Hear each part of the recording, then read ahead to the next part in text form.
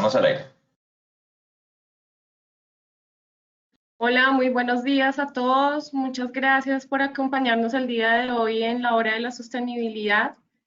El día de hoy nos acompaña nuestro director del programa de sostenibilidad de FENAVI, Carlos Duque, para contarnos un poco de la gestión que hemos realizado el año pasado y también, digamos, de las líneas estratégicas que tenemos como programa. Entonces, buenos días, Carlos. Hola, buenos días. ¿Cómo están? Un placer tenerlos nuevamente hoy en la hora de la sostenibilidad. ¿Comenzamos ya, Estefan? Sí, para empezar y para que los que no conocen al doctor Carlos Duque, él es biólogo de la Universidad del Valle de Cali, doctor y PhD en ciencias químicas de la Universidad Autónoma de Barcelona. Actualmente es el director del programa de sostenibilidad de FENAVE-FONAV y experto nacional e internacional en producción más limpia y director de proyectos estratégicos en medio ambiente y PYME. Tiene pues una amplia experiencia, más de 18 años de experiencia como investigador en bioprocesos aplicados en la protección ambiental en el Instituto ICA y en Corpo ICA. Es consultor senior para organismos multilaterales de crédito en inversión como el BID o como el FOMIN, en Panamá, en Ecuador, en Argentina, Uruguay, Paraguay, Costa Rica, México y Colombia. Y también, pues digamos, se ha desempeñado como asesor ambiental para gremios en las producciones agropecuarias, especialmente avícola y porcícola. 24 años como asesor nacional para asuntos ambientales de la Federación, ya actualmente 2 años larguitos como director del programa de sostenibilidad y también cuenta con una amplia experiencia como autor en numerosas publicaciones académicas y de divulgación. Entonces, Carlos, te doy la palabra y muchas gracias por acompañarnos el día de hoy. Bueno, gracias, Estefanía. Para mí es un placer. Bueno, esta es nuestra hora de la sostenibilidad. Les damos la bienvenida a todos ustedes. Tenemos muchos participantes que asisten por primera vez a este espacio. Y para hoy, después de la charla de Gonzalo Moreno, el presidente ejecutivo, hace 15 días, donde mostró todo el panorama de la agricultura, cómo fue el año 2020, que fue un año muy complejo, y las perspectivas para el 2021. En esa misma línea, hoy queremos con ustedes contarles qué hace el Programa Nacional de Sostenibilidad, cómo apoyamos a los agricultores y qué mejor manera de hacerlo que a través de mostrarles la gestión que hizo el programa en el 2020 y lo que tenemos proyectado para el 2021. Lo primero que tengo que mostrarles es nuestro equipo del programa de sostenibilidad, unos profesionales con mucha experiencia y que están al servicio de ustedes. Estefanía Escobar, que es economista con una maestría en economía en la Universidad Javeriana, es la coordinadora del programa. Aparte de eso, pues tiene la responsabilidad de apoyarnos en todo lo que tiene que ver con el tema de ordenamiento territorial y temas de sostenibilidad. Esto pues para que ustedes, los productores, identifiquen quiénes son sus interlocutores, ¿no es cierto? Está la ingeniera Mónica Sánchez, ingeniera ambiental, que es la líder del programa de sostenibilidad. Ella es candidata a máster en responsabilidad social y sostenibilidad en la Universidad Externado. Ya está a punto de terminarla, solamente le falta la defensa. Está Alejandra Laverde, también ingeniera ambiental y bióloga. Ella es especialista en sistemas de información geográfica, que nos apoya en todo el tema de, apoya mucho pues, la línea de ordenamiento territorial. Y están los profesionales de campo en cada una de las regiones. La ingeniera Maura Miranda, también ingeniera ambiental. Ella tiene la responsabilidad de atender a los productores en la costa atlántica y norte de Santander. La ingeniera Paola Rodríguez, ingeniera ambiental, con la responsabilidad de los departamentos del Tolima y Huila. La ingeniera ambiental Gloria Restrepo, que tiene la responsabilidad en Antioquia, Córdoba, Sucre. El ingeniero ambiental José Raúl Báez, cuya responsabilidad está en el departamento de Santander. El ingeniero ambiental Miguel Velasco, que tiene su jurisdicción es el Valle, Cauca y Nariño. Está el ingeniero ambiental Carlos Larrota, que tiene la responsabilidad del centro del país, Cundinamarca, Boyacá, Meta y Casanare e intermedias, como decimos, ¿no es cierto? Y el ingeniero ambiental David García, que tiene responsabilidad en el eje cafetero, en 3 departamentos, Quindío, Risaralda y Caldas. Este es un equipo al cual yo tengo el gusto de liderar, tengo la responsabilidad de dirigirlos y dirigir el programa. Pues ya Estefanía hizo una larga presentación. Bien, ¿cómo apoyamos nosotros a una producción avícola sostenible? Digamos que uno de los aspectos importantes en el tema de la sostenibilidad y que creemos que es la clave también para que los procesos se den es tener unas políticas institucionales. En este caso, nosotros desde la Federación, liderados por el programa de sostenibilidad, tenemos una política de sostenibilidad, pues cuyos objetivos están conseguir y propender por producciones avícolas sostenibles, que involucren aspectos como derechos humanos, aspectos sociales, todo lo que tiene que ver con la economía circular, y estar articulados con los objetivos de desarrollo sostenible, que es una responsabilidad del planeta como tal, ¿no es cierto? Y como Colombia tiene, obviamente, compromisos en ese tema, y lo que nosotros hacemos es ayudar a los agricultores y a tener unas producciones agrícolas que sean sostenibles y que estemos dentro de ese cumplimiento de los objetivos de desarrollo sostenible. Por eso trabajamos muy articuladamente con el gobierno. Los principios rectores, evidentemente, la comunicación con nuestros grupos de interés es tremendamente importante porque nosotros, la agricultura, tiene muchos actores que hacen parte de esta actividad de manera directa e indirecta. Están los clientes de ustedes, están las autoridades, están los consumidores, son nuestros grupos de interés. Y cómo logramos articularnos con ellos, pues a través de unas estrategias que tiene el programa, que son las que vamos a ver a continuación. Digamos que la clave también está en contribuir a que las empresas tengan un crecimiento institucional. Y para ese crecimiento institucional en la sostenibilidad, pues hay que tener políticas de sostenibilidad, ¿no es cierto? Porque eso es lo que fortalece el trabajar en pro de la sostenibilidad. Es decir, si tenemos una política institucional, se constituye en el norte de todo lo que hacemos en las empresas. Entonces, por eso es muy importante esa fortaleza institucional. Nosotros nos hemos concentrado en 3 objetivos del desarrollo sostenible. Hambre cero. Tenemos la responsabilidad de la seguridad alimentaria del país. Es un país que requiere nutrirse y por eso nosotros producimos alimentos que nos nutren. Generamos 2 proteínas, como todos ustedes lo saben, de altísima calidad, como es el pollo y el huevo. Y tenemos que contribuir de manera responsable a disminuir el hambre en nuestro país. Trabajamos en el objetivo de desarrollo, que es el trabajo decente y crecimiento económico.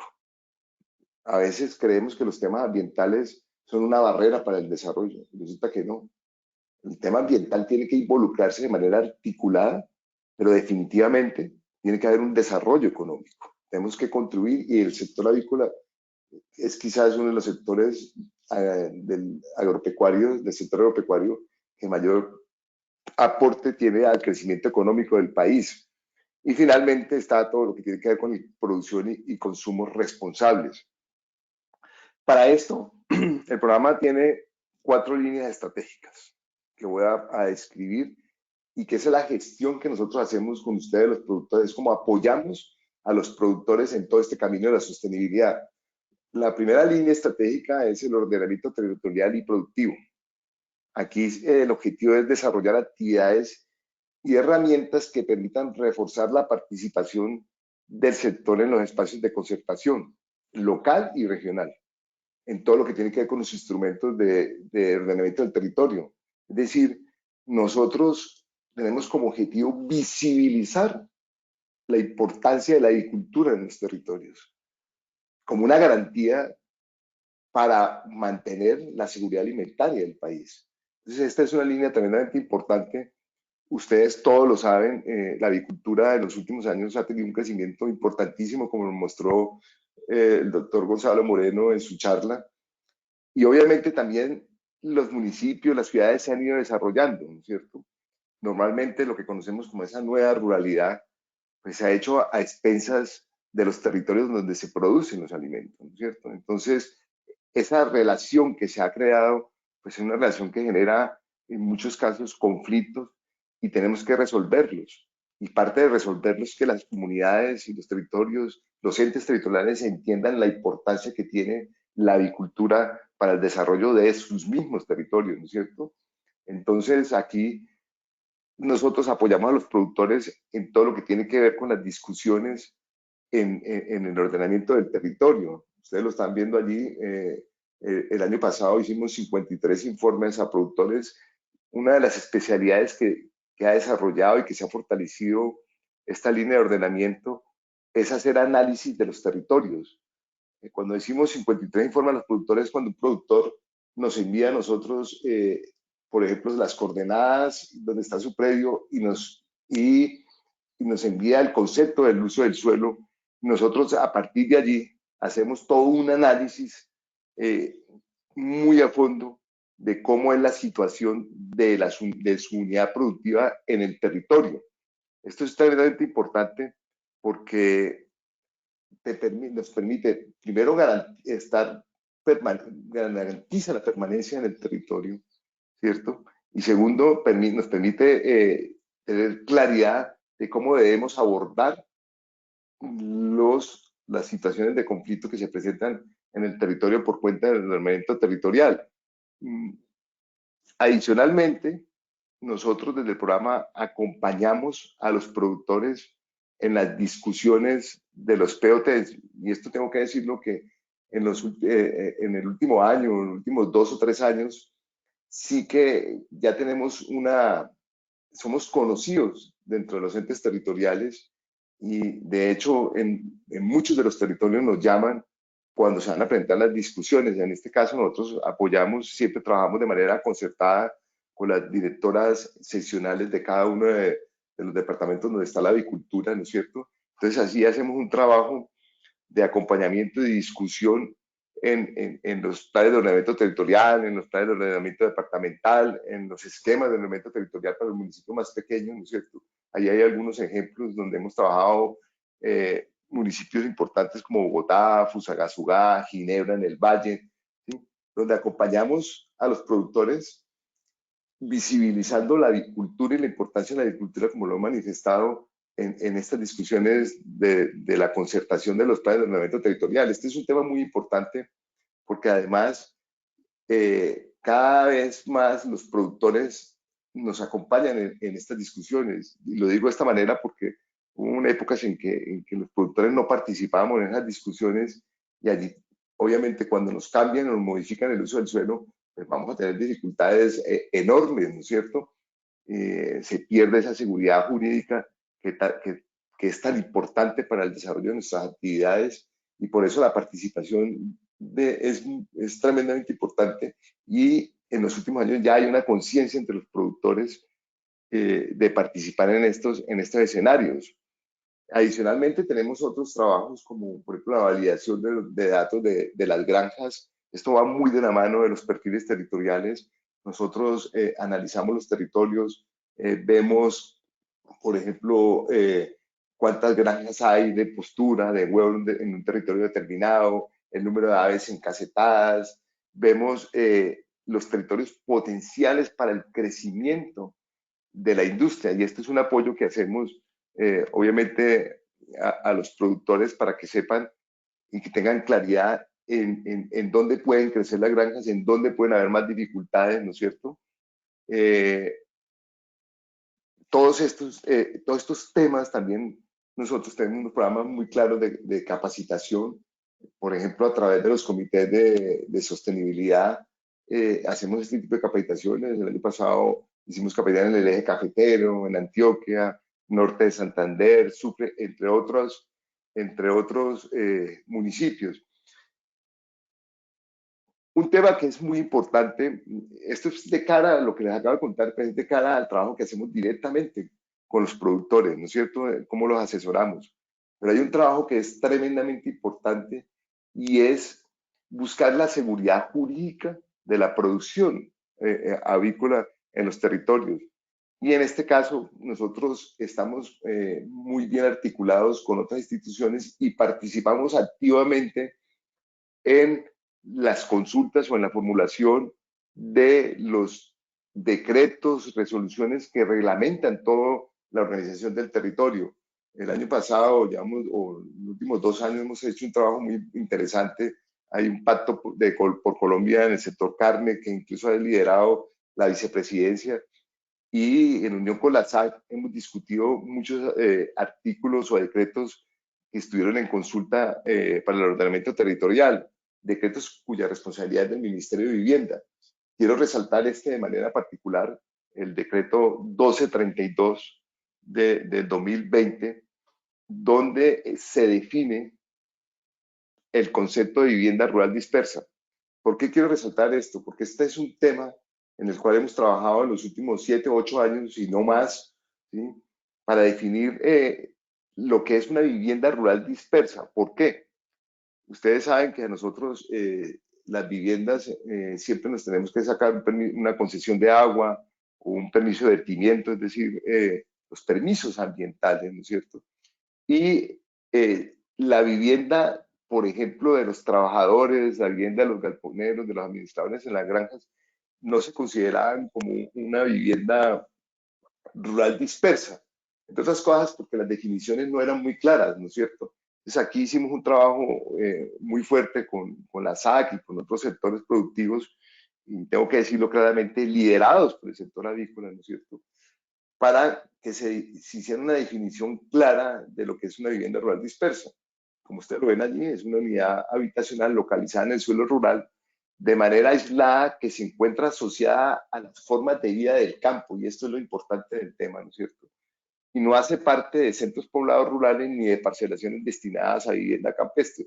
Fíjense ustedes la importancia que tiene esto, porque nos visibiliza como hacer parte de las actividades productivas del campo. Nos diferencia de lo que son las viviendas campestres, que son las viviendas que de una u otra manera hemos tenido conflicto con ellas, ¿no es cierto? Entonces, a partir de esta definición, y como quedó establecido en el Plan Nacional de Desarrollo, nosotros, por cuenta de esto, de este decreto 1232, ya las granjas avícolas, las viviendas de las granjas avícolas, no requieren de permisos como la concesión de agua o el permiso de vertimiento. Esto es bien importante porque ustedes saben que de esos permisos se derivan seguimientos y unos costos ambientales importantes para las granjas, toda vez que las compañías tienen innumerables viviendas rurales, ¿no es cierto? Esto no quiere decir que no tengamos que cumplir con la norma. Entonces, en el caso de los consumos de agua, pues vamos a tener que hacer un registro del consumo de agua nuestro y tener planes de uso eficiente del recurso hídrico, ¿no es cierto? Y en el caso de los vertimientos, en este momento, por ejemplo, está la discusión de la norma que va a establecer los lineamientos con las descargas máximas permitidas en el suelo. Hay una normatividad como es la resolución 631 que establece los estándares para descargas en aguas superficiales.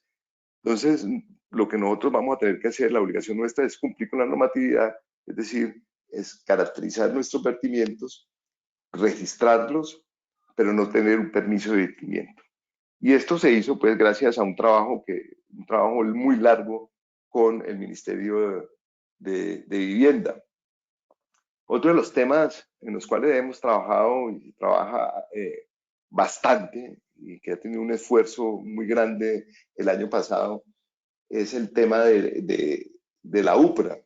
Nosotros tenemos una mesa técnica con la UPRA en la cual se actualizó la segunda versión del mapa UPRA. Esto es, para los que no nos conocen, son las tierras con aptitud avícola. Tenemos unas tierras, como ustedes lo ven allí, de altitud alta, altitud media, altitud baja, ¿no es cierto?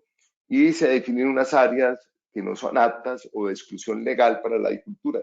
Y este es un tema muy importante. Nosotros estuvimos trabajando muchísimo con la UPRA, tuvimos reuniones casi que mensual, a veces hasta 2 o 3 reuniones por mes para definir ese nuevo mapa que está próximo a salir, donde están pues todas las zonas que son aptas para la agricultura. ¿Por qué es importante? Porque esto nos permite visualizar dónde puede crecer la industria, cuáles son las zonas aptas, dónde están ustedes, en qué territorio se encuentran, hacia dónde podemos expandirnos, hacia dónde podemos crecer, cuáles son las tierras. Y esto de una u otra manera se utiliza también para garantizar no solamente que las nuevas explotaciones tengan seguridad, sino también lo que existe en este momento, que tenga seguridad jurídica y que se respete esa frontera agrícola. Este mapa, de una u otra manera, se convierte en los territorios aptos y están dentro de lo que se denomina la frontera agrícola, o sea, las tierras aptas para la producción agropecuaria. Tenemos una mesa técnica también en donde apoyamos a los agricultores y donde llevamos temas muy importantes para la agricultura, como es el tema de ley segunda del 59. No sé si ustedes saben, esta ley definió, protege los bosques para aprovechamiento comercial, aprovechamiento forestal comercial. Esta ley del 59 estableció unos territorios y se zonificaron tres áreas, o sea, tres zonas. La zona A, que es una zona de mantenimiento de los procesos ecológicos básicos necesarios para asegurar la oferta de servicios de ecosistema, es decir, en esta zona A están todos los territorios que necesariamente deben estar protegidos, páramos, ecosistemas muy frágiles, y de hecho, pues allí prácticamente no hay actividad productiva, ¿no es cierto? Y está en la zona B y la zona C, que ya son áreas también que se denominan áreas como de exclusión legal, que están destinadas al manejo sostenible de recursos forestales, y la zona C, que son las áreas donde se caracterizan por las características biofísicas, ofrecen condiciones para el desarrollo de actividades productivas agroforestales. Y es aquí, en estas dos zonas, en la zona B y en la zona C, donde tenemos un conflicto enorme. Ustedes lo están viendo allí, hay 76 granjas en el país que están en estas zonas, con sitios muy críticos de manera particular, como es en la zona del Pacífico, en el Valle del Cauca, donde tenemos un número importante de unidades productivas que están en exclusión legal. Aquí hemos hecho un trabajo bien importante con el ministerio. Tenemos una mesa técnica también con la SAC, y lo que estamos buscando es, en un corto plazo, es que se emita una circular aclaratoria que lo está haciendo el ministerio. Lamentablemente, pues con el cambio del ministro y el cambio de todos los viceministros y el equipo directivo del ministerio, esto se retrasó, pues es un tema que ya retomamos nuevamente. Y lo que buscamos es que se emite una circular aclaratoria, porque la ley permite las actividades en estas zonas B y C agropecuarias, actividades que sean sostenibles, y nosotros pues allí no tenemos ninguna dificultad en principio, porque justamente las actividades agrícolas son actividades sostenibles y que respetan el tema, respetan las condiciones ambientales de su entorno, ¿no es cierto? De hecho, podría decir que la gran mayoría de granjas protegen, por ejemplo, las áreas de sus predios que están con bosques, se protegen las cuencas, hacemos procesos de reforestación, todas esas prácticas de producción más limpia que están en la guía ambiental sectorial y que los productores avícolas implementan, pues hacen que sean unidades productivas sostenibles. Entonces, lo que estamos buscando aquí es que a través de una circular se le explique, se capacite a los entes territoriales, a las autoridades ambientales, y que tengan claridad todas estas autoridades de que las actividades avícolas sostenibles son permitidas en estos territorios. ¿Esto por qué? Porque como en principio están en zonas de exclusión, pues una autoridad ambiental no le otorga una concesión de aguas, un permiso ambiental a los productores. Entonces, aquí estamos buscando esa seguridad jurídica a través de esa nota aclaratoria, pero estamos trabajando más allá, es decir, en una solución de fondo. Creemos que no podemos seguir trabajando en un territorio visualizado en una ley del 59. El territorio ha cambiado muchísimo. Hoy hay barrios, hay poblaciones enteras que están dentro de esta zona de exclusión, en estas zonas de ley segunda, y que lo que estamos buscando es una sustracción, no pueden seguir estando allí, es decir, un barrio entero o un pueblo entero, pues ya no va a ser un territorio forestal, por ejemplo, ¿cierto? Entonces, aquí estamos buscando una solución de fondo y la solución de fondo partiría por hacer una línea base actualizada de cómo está el territorio ahora y poder llegar a una sustracción definitiva de esos territorios de la ley segunda, ¿no es cierto?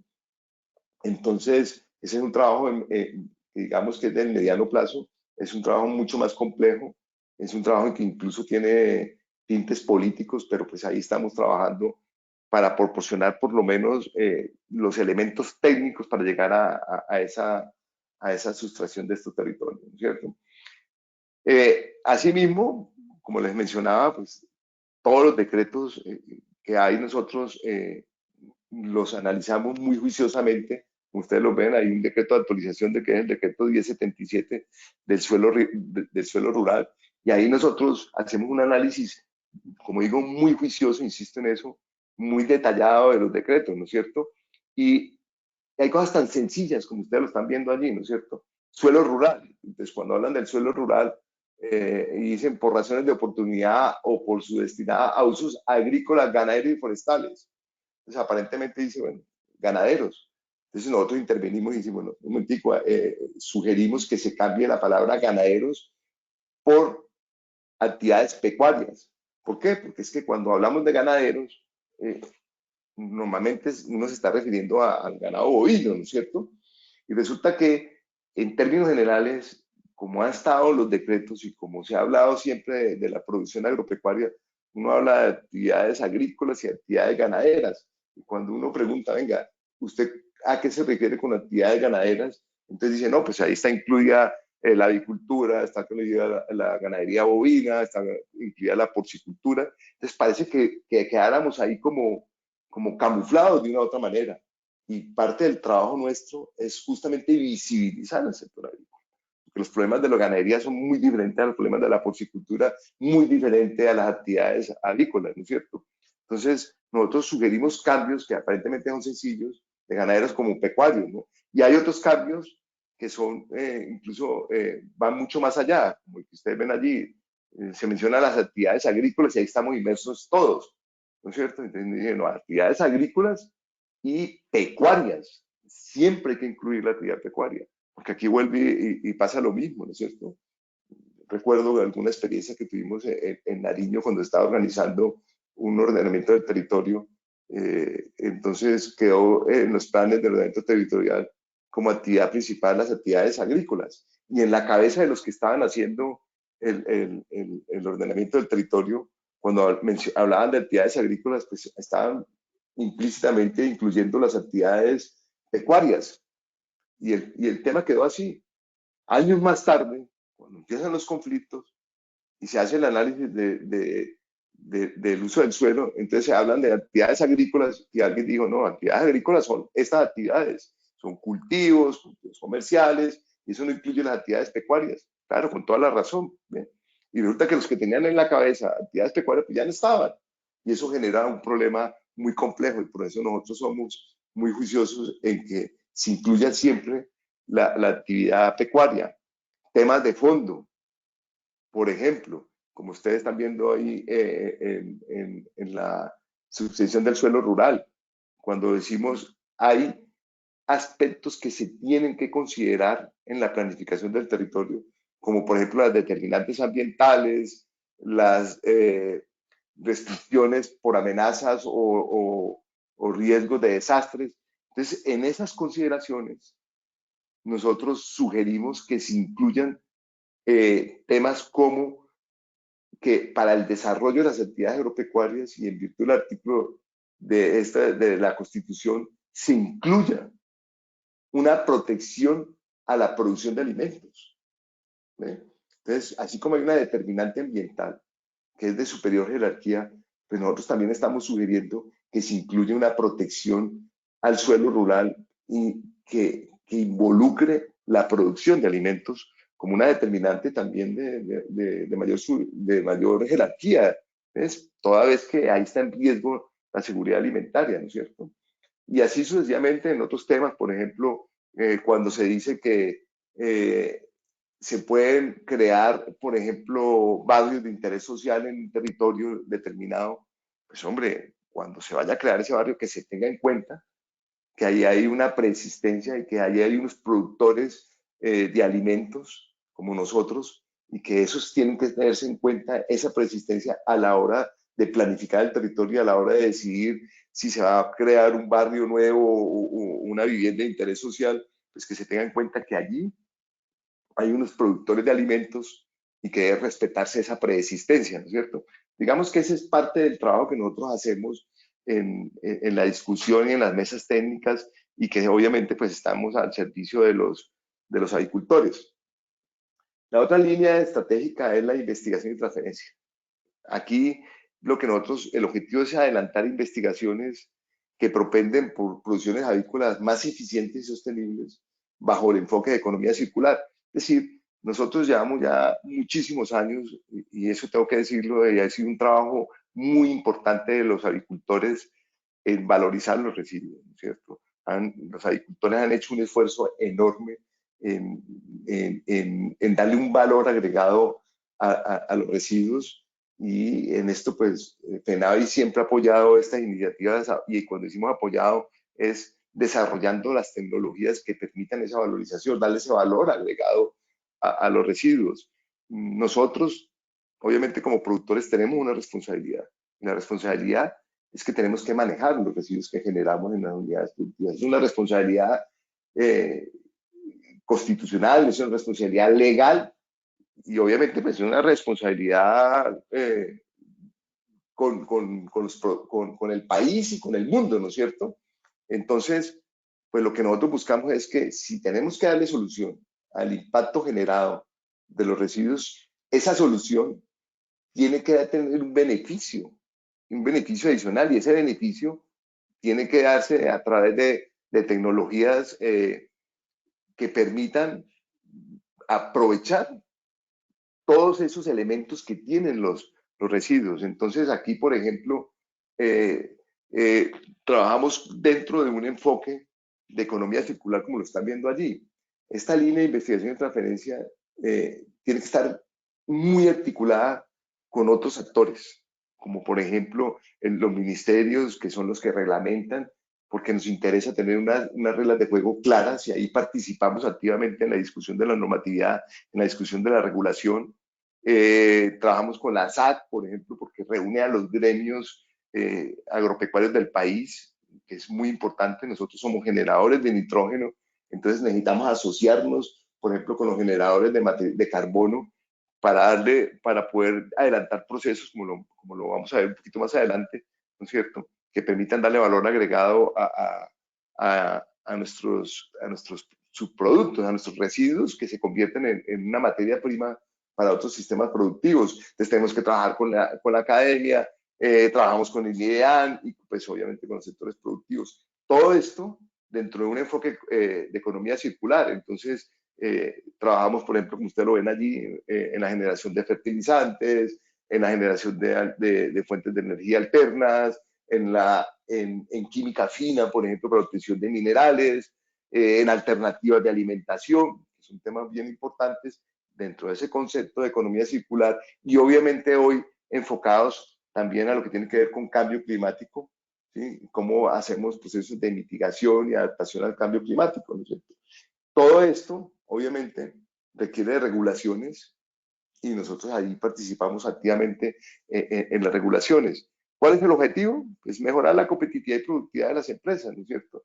Que las empresas puedan acceder a incentivos tributarios cuando los hay y también participamos y allí hay un trabajo bien importante del programa de estudios económicos que es el encargado de todos los temas de incentivos tributarios con el gobierno, ¿no es cierto? Y de generar esos incentivos tributarios para beneficio de los productores y temas como certificaciones que este año, el año pasado, arrancamos con mucha fuerza con el tema del sello de sostenibilidad. Entonces, como ustedes ven, aquí está la producción de fertilizantes de última generación. Si ustedes ven, por ejemplo, este año en una reunión que hizo la SAC con un gran productor de fertilizantes. La urea está disparada en el mundo, todos los fertilizantes de síntesis están disparados, pero además aquí lo que buscamos entonces es que a través de procesos como la compostación, procesos de estabilización de la materia orgánica, esos nutrientes que tienen nuestros estiércoles pues sean aprovechados eficientemente, ¿no es cierto? Si yo tengo un estiércol crudo y lo aplico al suelo como se hace tradicionalmente y como tiene la cultura los agricultores, pues aparentemente yo estoy generando un beneficio porque la planta crece, ¿no es cierto? Pero cada vez que aplico y de manera sistemática y por años y años y años ese estiércol, yo lo que estoy haciendo es agotar cada vez más los recursos del suelo, ¿no es cierto? ¿Por qué? Porque el estiércol crudo tiene unas condiciones que permiten el desarrollo acelerado de microorganismos y ese desarrollo acelerado de microorganismos utilizan todos esos nutrientes que tiene el estiércol y le dejan muy pocos nutrientes a la planta realmente no utiliza esos nutrientes, sino que la transformación, parte de esa transformación que hacen los microorganismos, esos restos de materia orgánica que quedan allí mineralizados, los utiliza la planta. Entonces, y digo aparentemente porque uno ve las plantas que crecen, pero no están realmente nutridas. Y lo que nosotros buscamos es, a través de procesos de estabilización, donde tengo una materia orgánica recalcitrante que resiste el ataque de microorganismos, con lo cual se permite que esos nutrientes que están mineralizados a través del proceso de estabilización, pues entren a la planta en temas como la capacidad de intercambio catiónico que ustedes lo están haciendo allí, porque al aplicar ese material estable en el suelo, ¿cierto? Y por todos los cambios que ha sufrido esa mineralización, me acidifica el medio receptor. Entonces, al acidificarlo, de la planta salen iones de hidrógeno y entran nutrientes a la planta, que es lo que se conoce como la capacidad de intercambio catiónico. O sea, ahí lo que buscamos es trabajar en fertilizantes de última generación, sistemas euclídeos, y allí tenemos un trabajo bien importante con el sector académico, como la Universidad de Antioquia, ¿no es cierto? Nosotros en este momento estamos en capacidad de ofrecerle a cada uno de los agricultores, a cada uno de los cultivos comerciales, un fertilizante diseñado especialmente para él. Aquí hay un trabajo enorme, incluso que va más allá de la tecnología, porque la tecnología está desarrollada, va más allá. Y cuando digo más allá es que se requiere cambiar esa cultura entre los agricultores del país, ¿no es cierto? Y para eso tenemos que trabajar con los sectores productivos agrícolas. ¿Eh? Un tema que empezamos el año anterior, el año pasado, que es bien importante y que se está trabajando actualmente en el mundo. Mire. En el 2019, a principios del 2019, yo tuve una reunión con la embajada, con la delegada de la ministra de Agricultura de la Embajada de los Países, del Reino de los Países Bajos de Holanda, ¿no es cierto? Y estuvimos conversando porque ellos querían saber qué es lo que hacíamos nosotros en el sector avícola con nuestros residuos, ¿no es cierto? Entonces, pues, yo les explicaba los temas y ellos me explicaron un tema que generó un particular interés y es este de fuentes alternas para la alimentación animal.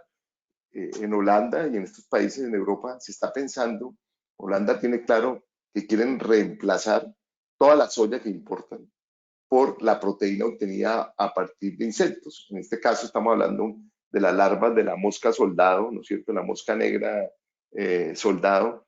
Y como una alternativa importantísima en el tema de sustitución de nutrientes. Este tema nos generó muchísimo interés.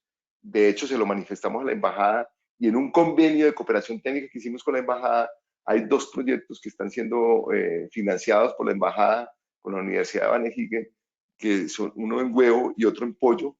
Lamentablemente hubo un retraso todo el año pasado, pues por la situación que todos ustedes conocen, y los holandeses querían venir presencialmente a trabajar el tema.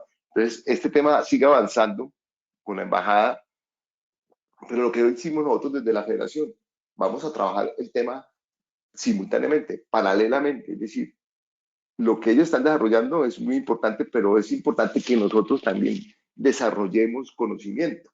Entonces nos asociamos con la Universidad de Antioquia con la Universidad de Liverpool, en un proyecto financiado por, la, por la Academia de Ingeniería de Inglaterra. Entonces, estamos trabajando con la universidad para la obtención justamente de una proteína. Ya hicimos un primer trabajo el año pasado. ¿Por qué con esta larva? Como ustedes lo están viendo allí. Es una larva que su peso seco tiene un 50% de proteína cruda de muy buena calidad, 35% lípidos y encima de todo tiene calcio, fósforo y otros elementos como la quitina. Entonces, desde el punto de vista nutricional es un tema bien interesante, ¿sí? Ustedes lo ven allí, una tonelada de larvas produce alrededor de 100 kilogramos de harina que tiene un costo en el mundo de $1.500 por tonelada, ¿no es cierto? Entonces, este es un tema que se está trabajando no solamente en Europa, en todas partes del mundo se ha ido avanzando y obviamente nosotros estamos allí incursionando con este tema.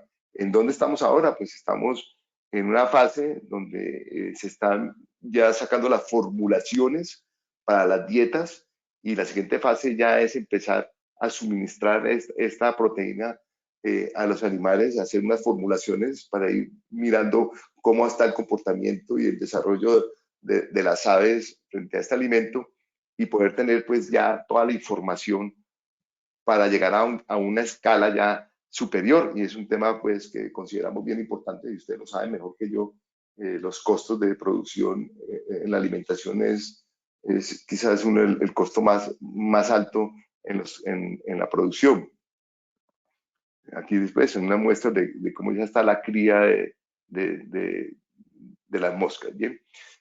Otro tema que también iniciamos el año pasado es lo que tiene que ver con el manejo de la cáscara de huevo.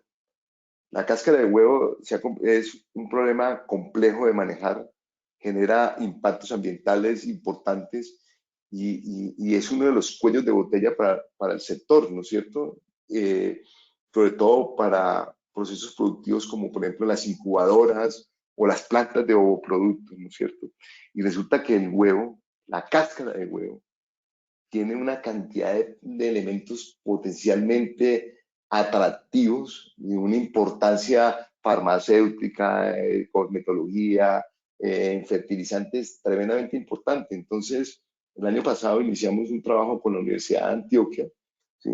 Donde lo que buscamos es aprovechar estos residuos. La cáscara tiene dos fracciones, una fracción inorgánica y una fracción orgánica. Entonces, ¿en qué estamos trabajando? En la fracción orgánica estamos trabajando en la obtención de la proteína del colágeno y de un polisacárido que es el ácido hialurónico. Ustedes saben, son dos compuestos que tienen una altísima demanda eh, en temas de cosmetología, pero además en temas por ejemplo, el ácido hialurónico se está aplicando muchísimo en temas de articulaciones, tiene una demanda alta y son dos productos que son considerablemente caros y que se pueden obtener a través del aprovechamiento de la cáscara, a través de procesos de química fina, se refinan todo esto y estamos trabajando justamente en estos temas y en la obtención de carbonatos de calcio derivados de la fracción inorgánica.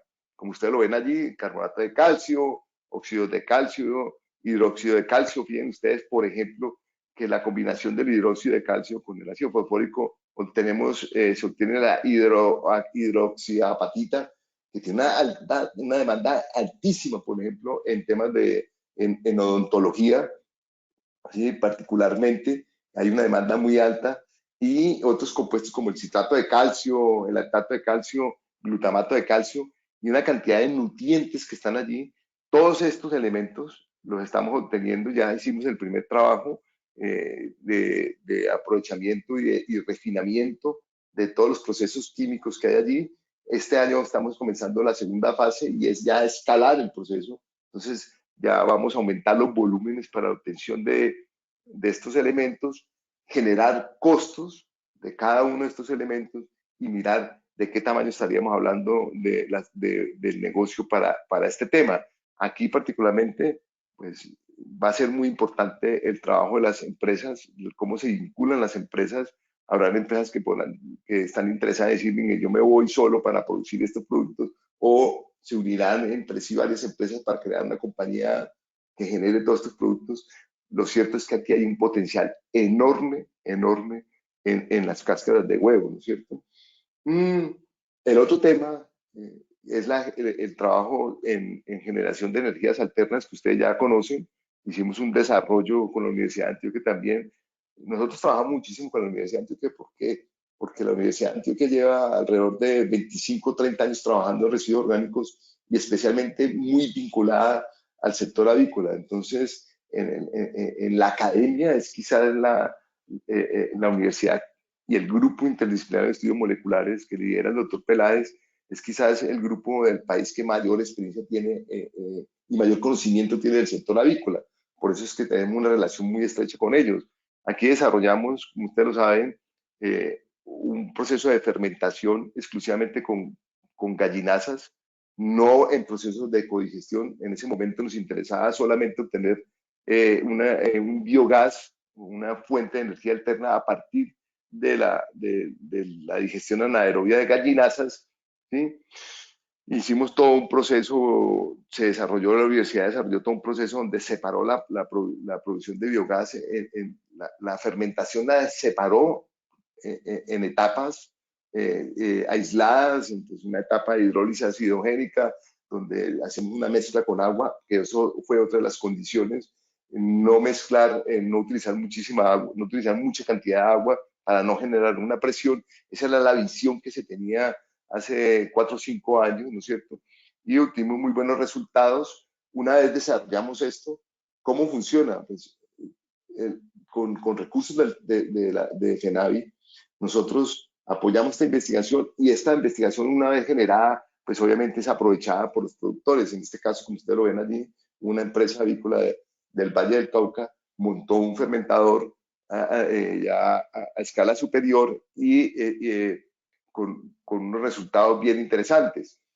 ¿En qué estamos ahora?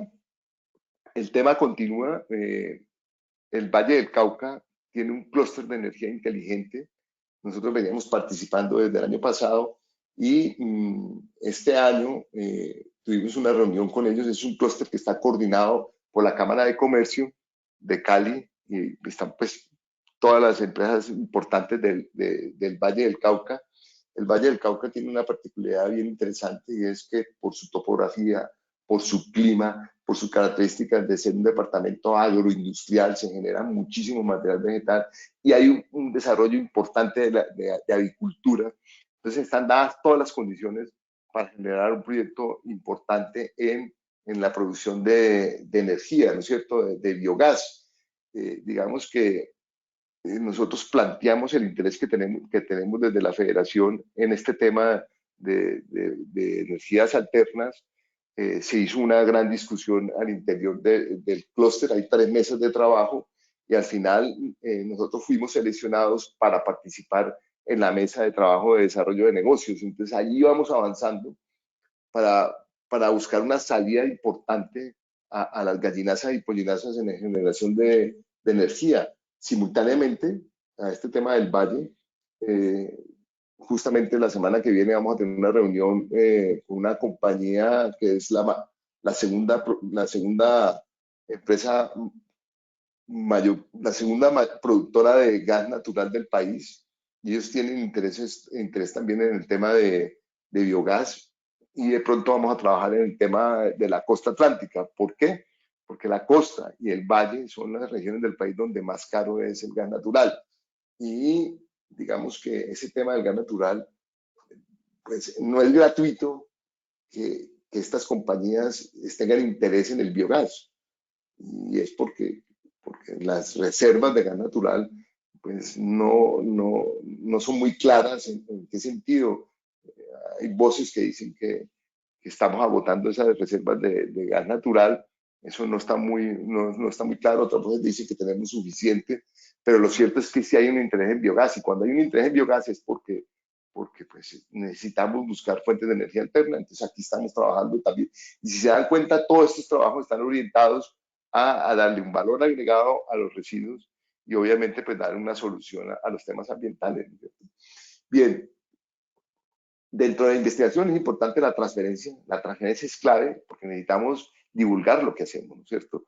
Y apoyar a través de la generación de documentos técnicos, como ustedes lo están viendo allí, normatividad avícola, situaciones de contingencia, una cartilla que sacamos este año que va a ser tremendamente importante, que es en la gestión de aguas residuales domésticas en el sector avícola. Va a ser muy importante porque es lo que nos va a permitir cumplir con la normatividad que se está sacando ahora en el tema de vertimiento al suelo, la hora de la sostenibilidad, que es otra forma de transferir conocimiento. El año pasado hicimos 22 charlas y 2013 asistentes, gracias a ustedes por la participación que nos permitieron consolidar este escenario que es bien interesante. Otro tema muy importante que estamos trabajando y que llevamos ya también un tiempo largo, que es la plataforma de indicadores. Y ustedes vieron que ahora vamos a adelantar el segundo diagnóstico de sostenibilidad para empresas. Eso hace parte de esa plataforma de indicadores. Y aquí lo que estamos entrando es en la cultura del registro de avicultura. Es decir, estamos haciendo un cambio muy importante en el tema avícola. Yo creo que estamos modernizando el sector y lo digo sin ambajes, es decir, sin ruborizarlo, por decirlo de una manera, porque es un tema que va a ser tremendamente importante para la agricultura. Vamos a generar, ustedes van a tener la posibilidad de generar toda la información a través de indicadores que les permita tomar decisiones en tiempo real. Ustedes ya tienen una experiencia muy grande, los agricultores, en generación de información, pero aquí vamos, información productiva, aquí lo que buscamos es que haya todo un tema de indicadores de sostenibilidad. Eso va muy de la mano, por ejemplo, con la calculadora de huella de carbono, que fue un desarrollo que se hizo. Somos el primer sector agropecuario que tenemos una calculadora de huella de carbono propia y que está inserta en esa plataforma, y eso es quizás lo que ha hecho que nos demoráramos. Nosotros ya la generamos la calculadora y ahora lo que estamos haciendo es toda esa información que está en tablas de Excel, estamos pasándolo al lenguaje de la plataforma para que facilite el trabajo, ¿no es cierto? Y eso va muy de la mano como otra estrategia que desarrollamos, que es la Estrategia Nacional de Gestión para el Cambio Climático en el sector avícola, ¿no es cierto? Porque es muy importante, fíjense ustedes, hay unos 6, 7 sectores que están priorizados en temas de cambio climático y nosotros no aparecíamos.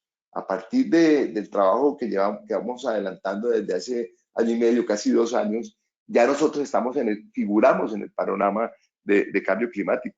Ya el Ministerio de Agricultura, el Ministerio de Ambiente nos tienen en su radar porque como quiera que trabajamos con ellos, trabajamos con el IDEAM para generar información para el panel intergubernamental de cambio climático, ¿no es cierto? Entonces aquí tenemos un objetivo muy importante que es tener una política, una estrategia de gestión al cambio climático del sector avícola, ¿no es cierto? Y en este momento estamos trabajando con el ministerio para sacar una especie de cartillas avaladas por el ministerio que nos permitan trabajar en temas de mitigación y en temas de adaptación.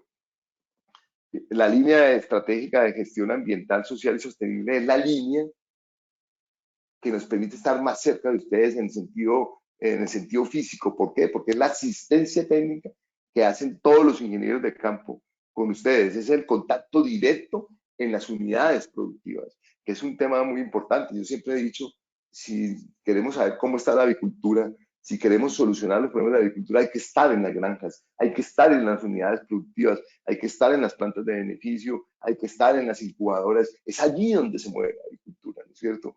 Entonces, esta línea es muy importante y para eso, pues obviamente tenemos programas de capacitación, que son los lineamientos del programa, ¿no es cierto? Otros por la demanda, es decir, lo que ustedes requieren, y otros donde nos involucramos con otros actores para capacitarnos, que son igualmente importantes. Entonces, fíjense ustedes, el año pasado hicimos 430 jornadas de capacitación y esto yo lo destaco porque fue un esfuerzo muy grande de los ingenieros de campo. ¿Por qué? Porque es que no nos podíamos, estábamos prácticamente aislados de ustedes y eso generó una preocupación enorme. No tuvimos muchas restricciones de movilidad y aún así logramos llegar a 4.424 beneficiarios, ¿no es cierto? Los comités de sostenibilidad se volvieron un elemento clave para transferir conocimiento. Hicimos 63 con 926 y un tema que también es muy importante es con otros actores que están relacionados con nosotros, que es necesario que conozcan cómo es la producción avícola. Entonces es lo que llamamos en las aulas, donde hicimos 32 eventos con 936 beneficiarios, ¿no es cierto?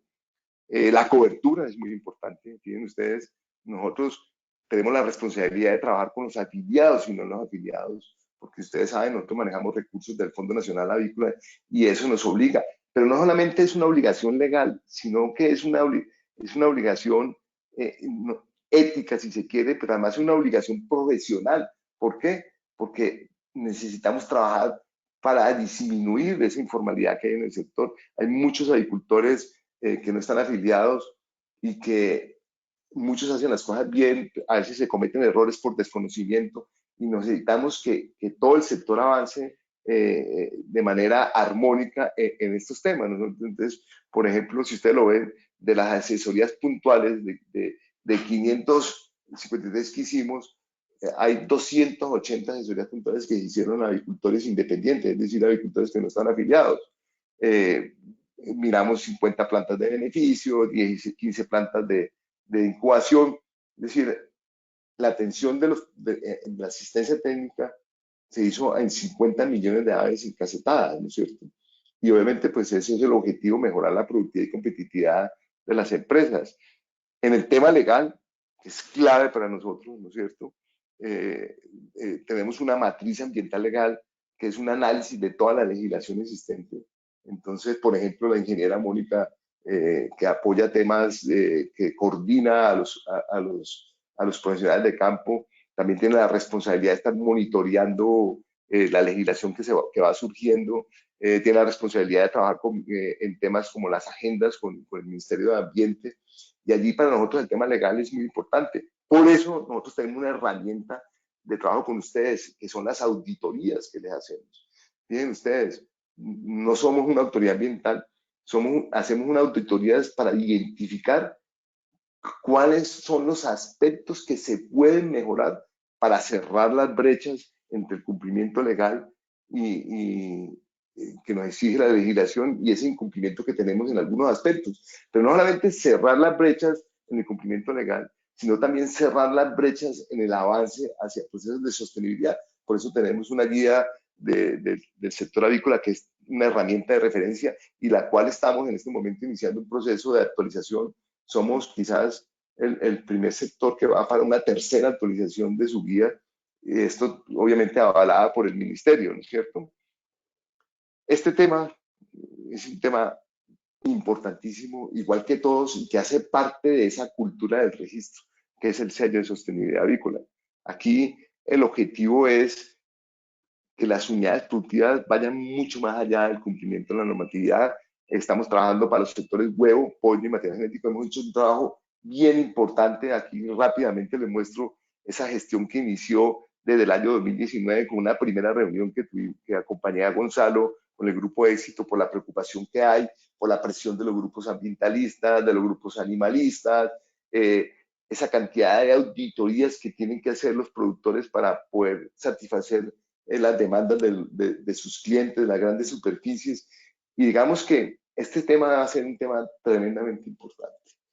El desarrollo de este sello de sostenibilidad nos va a permitir dar un salto enorme en el sector avícola y nos va a entrar en un mundo, en un tema moderno y en lo que está demandando el mundo, ¿cierto? Aquí hemos hecho un trabajo muy importante y prácticamente estamos a puertas de tener ya el sello con el ICONTEC. ¿Por qué con el ICONTEC? Porque cuando empezamos este tema, la clave de esto es que no podíamos sacar un sello más como los que hay en el mercado. Y un sello más sería sacar un sello de FENAVI, hecho por FENAVI, evaluado por FENAVI para nosotros, para los agricultores. Pues eso no tiene muchísima, digamos que eso no va a tener aceptación por parte de los clientes. No, somos juez y parte, como no podemos ser juez y parte, y eso lo entendió la Junta Directiva cuando dijo, listo, hay que contratar un tercero que nos certifique. Hicimos una búsqueda de las compañías certificadoras que hay en el mercado y finalmente seleccionamos al ICONTEC, toda vez que el ICONTEC tiene ya un trabajo importante en el sello, en desarrollo de un sello de sostenibilidad, y lo que hicimos fue armonizar, articular ese trabajo del ICONTEC con el trabajo de FENAVI para obtener un sello que esperamos ese lanzamiento sea a finales de abril, principios de mayo, pero que va a ser un tema bien interesante y muy importante para las empresas avícolas del país. Aquí, obviamente, pues ya pasamos de esos 3 objetivos de desarrollo iniciales y tenemos un universo de insertación, porque esto es lo que demanda el mundo, esto es lo que demandan nuestros clientes, esto es lo que demandan los consumidores y esto es lo que nosotros hacemos y es lo que tenemos que mostrarle a esos clientes y a esos consumidores, y eso se puede lograr a través de esta certificación, de este sello de sostenibilidad. Bien, y para finalizar, está la línea de fortalecimiento interinstitucional. Me estoy pasando unos minutillos, pero esta línea también es tremendamente importante. ¿Por qué? Porque es la que nos permite articularnos con todos los actores. Y digamos que aquí sí que ha habido un avance en los últimos años. En estos últimos años prácticamente estamos articulados con todos los actores que están que tienen que estar relacionados con el sector avícola.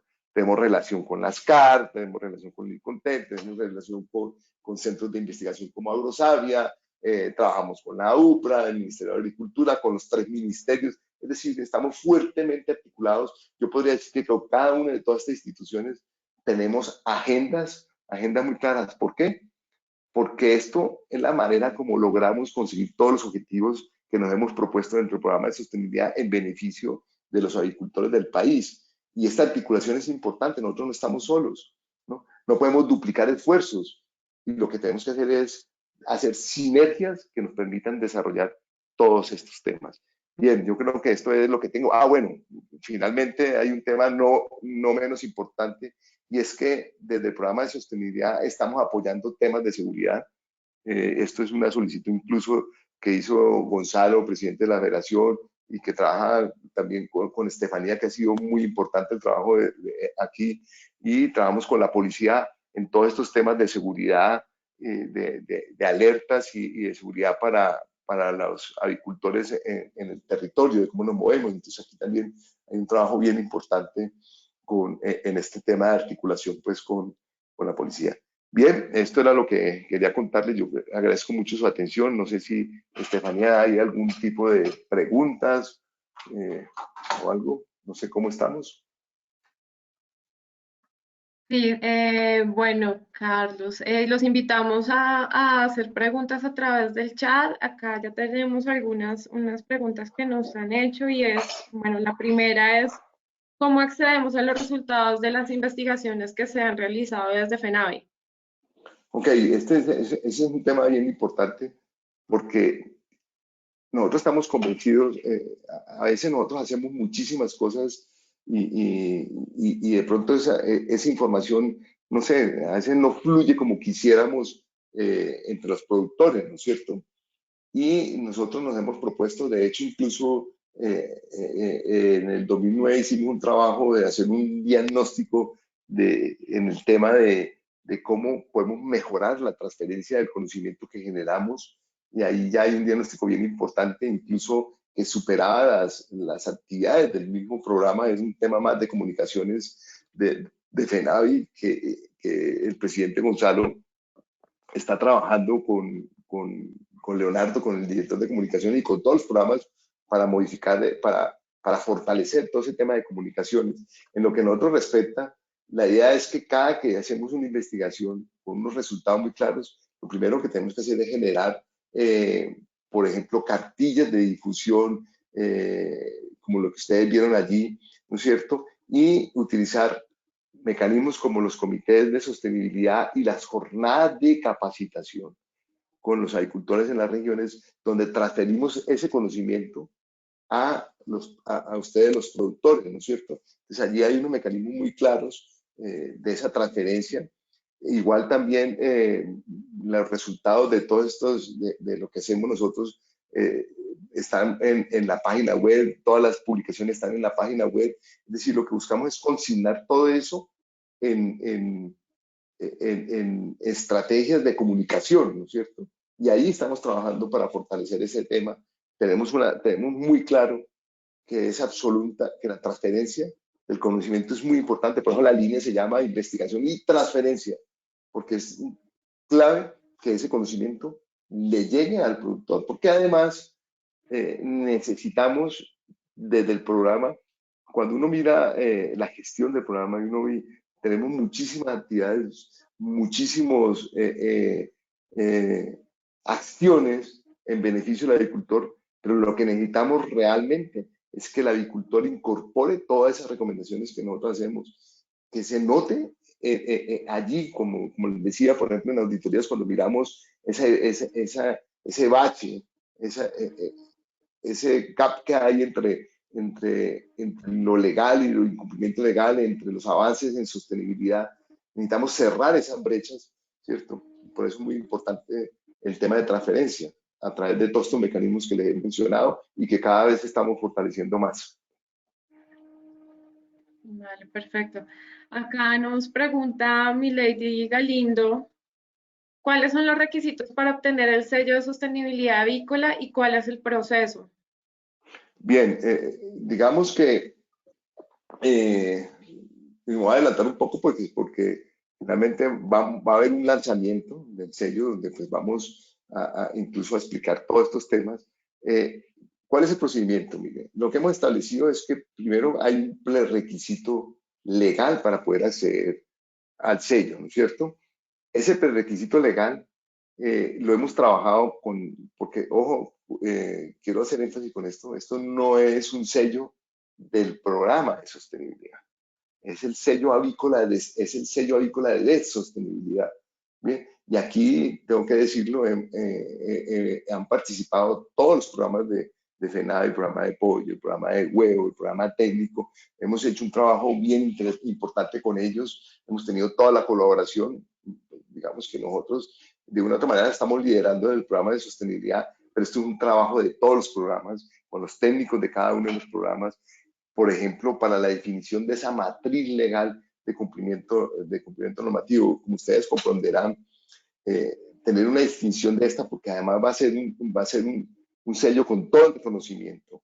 Es un sello en el que están puestos los ojos las grandes superficies, concretamente el Éxito, Nutresa, con quien hemos trabajado bastante el tema y hemos ido haciendo validaciones con ellos. Ellos conocen muy bien el sello y están a la expectativa, porque esto va a ser bien importante para esta superficie, ¿no es cierto?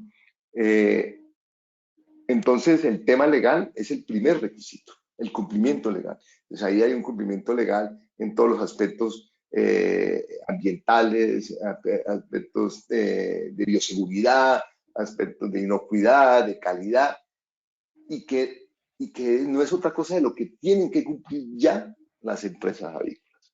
Pues el primer paso va a ser una especie de autodiagnóstico. Se está desarrollando un formato con el ICONTED, que es una especie de encuesta para conocer cómo están el cumplimiento legal de las empresas.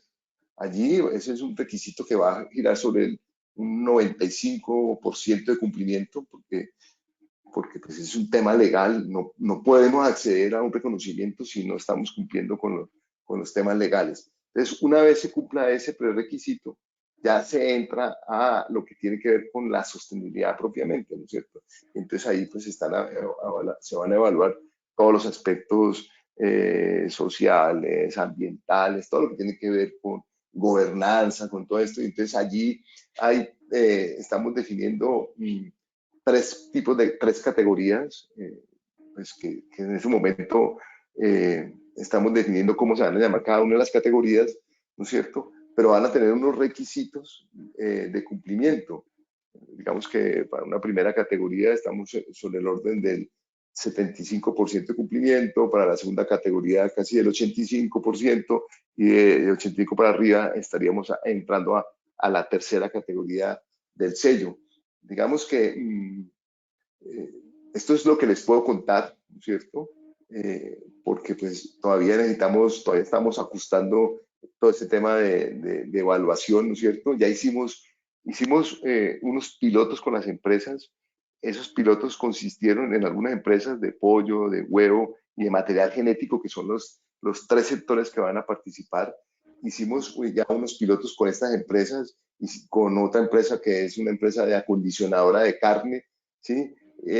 Donde estuvimos haciendo el análisis de toda la matriz legal de lo que les piden sus clientes a las empresas, de cómo veían esto, y eso nos permitió enriquecer todo ese tema legal y todo ese tema de sostenibilidad con el Icontec, ¿no es cierto? Allí tuvimos una compañía que nos ayudó muchísimo, una firma consultora que es Arco, que conoce muy bien el sector y que tiene mucha experiencia en sostenibilidad, y afinamos toda esa información. Ahora, ¿en qué fase sigue? Vamos a hacer unos pilotos ya de aplicación del sello como tal.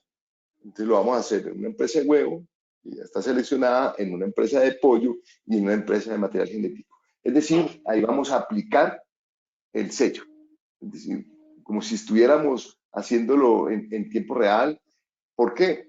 Porque, como ustedes comprenderán, pues, si bien es cierto, el ICONTEC tiene toda la experiencia en el tema de desarrollo del sello de sostenibilidad de ellos, al articularse con nosotros y sacar un sello ahí con la, pues se requiere también un entrenamiento de los auditores. Entonces, en estos pilotos que vamos a hacer, vamos a mirar cuáles son las necesidades de capacitación de estos auditores, cuál es el tiempo que se va a demorar por cada empresa, una auditoría, cómo evaluarla, esa auditoría. Nosotros somos un sector que cuando uno empieza a hacer ese análisis se da cuenta que nosotros somos un sector complejo, ¿no es cierto? Complejo porque hay muchísimos procesos de todo tipo, somos un sector altamente regulado, ¿no es cierto? Entonces, afinar cómo vamos a evaluar cada una de las cosas que nosotros hacemos, pues ha requerido un trabajo bien grande con nuestros partners, ¿no es cierto? Y por eso este trabajo que vamos a hacer ahora, que arranca prácticamente la semana entrante eh, en estos pilotos, pues nos va a permitir afinarlo y la idea es que a finales de abril, en la próxima junta directiva, llevemos el tema ya, lo presentamos a la junta y si todo sale bien, tenemos el ok de la junta, ya vamos a hacer el lanzamiento del sello, el lanzamiento oficial y obviamente pues ahí habrá un manual de procedimientos y habrá una capacitación con todas las empresas para mirar cómo podemos acceder al sello, ¿vale? Pero pues esto es lo que les puedo contar de momento. Vale, gracias, Carlos. La siguiente pregunta es, ¿este año saldría la calculadora de huella de carbono? Sí, definitivamente sí. Como les digo, la calculadora incluso la desarrollamos el año pasado, hacia octubre, septiembre, octubre, ya teníamos la calculadora, también hicimos unos pilotos. Lo que pasa es que como se ha trabajado simultáneamente el tema de la plataforma, y hay que decirlo, Estefanía ha tenido un trabajo ahí enorme con el desarrollo de esa plataforma, ¿no es cierto? Entonces, decidimos que era importante que la calculadora quedara dentro de la plataforma, para que le facilitara el trabajo también a los agricultores, ¿no es cierto? Y obviamente toda esa información que estaba en hojas de Excel se ha ido trasladando al lenguaje que maneja la plataforma, ¿no es cierto? Y ya estamos prácticamente en los últimos ajustes. Nosotros creeríamos que en 2, 3 meses ya estamos ajustados con la plataforma para poder ya hacer el lanzamiento de los dos temas y empezar a hacer el trabajo de indicadores. De hecho, el diagnóstico de sostenibilidad, el segundo diagnóstico de sostenibilidad que estamos adelantando, va a estar allí, ya es un avance porque ya va a estar dentro de la plataforma, ¿no es cierto? ¿Y cuál es la idea? Que al tener todo esto funcionado, eso va a ser un tema supremamente interesante para ustedes, los agricultores, porque ustedes entrarán allí y podrán ver cómo está su desempeño ambiental, cómo está su desempeño social, cómo están sus desempeños en temas de sostenibilidad, se podrán comparar con sus partners del mismo sector productivo, es decir, del mismo huevo, del mismo pollo, se podrán comparar con cómo están con todos los agricultores del país, ¿sí entienden? Entonces, por regiones, va a ser un tema bien importante y creemos que en 3 meses ya podríamos estar haciendo el lanzamiento, espero que antes, pero pues ese es un tema, es un tiempo razonable que nos hemos propuesto. Vale, perfecto. Bueno, con respecto al aprovechamiento de cáscara de huevo, ¿cómo se puede aterrizar el proyecto en el sector centro del país para generar provecho de ello? Puesto que los costos de inversión para obtener estos subproductos son muy elevados. En el sector, en el centro del país, miren, ¿Cuál es la idea que tenemos? Ya, digamos que los procesos de refinamiento químico ya están estandarizados, ¿no es cierto? Entonces, cuando obtuvimos los resultados, ¿sí? Digamos que incluso en el Comité Nacional, con la presencia de los agricultores, quedó claro y hay una directriz que nosotros ya la teníamos en la cabeza, obviamente, y es que donde mayor impacto puede haber con este tema es fundamentalmente en las plantas de ovoproducto, por los volúmenes de cáscaras que se generan, ¿no es cierto? Las plantas de ovoproducto y también las incubadoras, no queremos dejar por fuera las incubadoras porque las incubadoras tienen también un alto volumen de generación de estos materiales, ¿no es cierto? Entonces, ¿cuál es la idea que tenemos? La idea es que en este momento que pasamos a la segunda fase, que es una fase de escalada, ¿no es cierto? Ya vamos a pasar de tener 1 kilo, 2 kilos de cáscara, vamos a procesar 200, 300 kilos de cáscara para mirar el volumen que generamos de cada uno de estos productos, ¿no es cierto? Entonces, esto cruzado con los costos de generación, los costos de producción, porque lo interesante de este tema es que si en un momento determinado de los procesos hay una demanda altísima, por decir alguna demanda alta de ácido hialurónico, pues giramos hacia allá los procesos, ¿no es cierto? Son como procesos modulares, como en batch, ¿no es cierto? En algún momento, hablando con Carlos, la idea era incluso tener un tráiler y ir llevándolo a cada una de las plantas de productos y dejarlo instalado ahí 2, 3 meses con pruebas para que las empresas vean. ¿Por qué? Porque la clave de esto está en que las empresas conozcan bien el proceso y digan, oiga, me meto como empresa para producir este tema, que eso ya será una forma de negocio, que obviamente eso va a depender muchísimo de las empresas, ¿no es cierto? Entonces, yo no podría decirle ahora cuáles son los costos que tenemos, lo que hay que aterrizar, que son justamente esos costos, pues eso es lo que estamos definiendo en esta segunda etapa del proyecto. Lo que sí tengo claro es que hay un potencial enorme.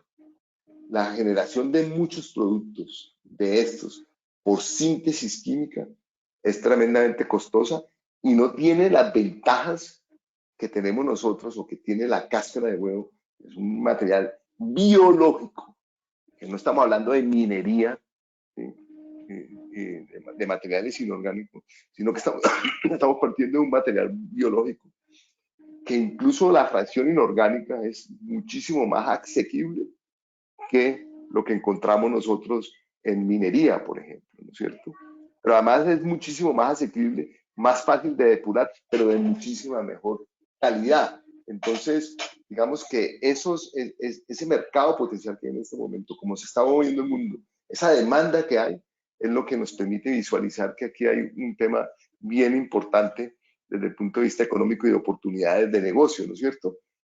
Obviamente, cuando hablamos de oportunidades de negocios, es que ese desarrollo lo hacemos nosotros y ya dependerá de las compañías avícolas, cómo se van a estructurar los negocios. Digamos que ese es un tema, pues, yo digo que casi no tengo ni cómo meterme allí porque es una decisión empresarial, ¿no es cierto? Nosotros generamos el conocimiento técnico, la universidad lo genera, y ahí estaríamos hablando de cómo sería el nivel y cómo podríamos aterrizar ese tipo de costos, ¿no es cierto? Ok. Bueno, acá nos hacen dos preguntas relacionadas con la definición de vivienda rural dispersa. Nos pregunta Diana Acevedo y Omar Navarro. La primera pregunta, ¿se debe tener en cuenta un soporte para el tema de clasificación de vivienda rural o vivienda rural dispersa? Y la segunda, ¿dónde puedo leer más sobre viviendas rurales dispersas y el tema que se mencionó, que ya no se necesita permiso para concesión Ok, y mire. vertimiento? Ok, el decreto marco es el decreto 1232 del 2020. Es que no tengo aquí cómo ver nuevamente la pantalla, pero bueno. Sí, ahí ya vemos tu presentación, Carlos. Sí, pues yo tengo que, no sé, aquí tendría que como salirme. Ah, ya la vi. Un momentico.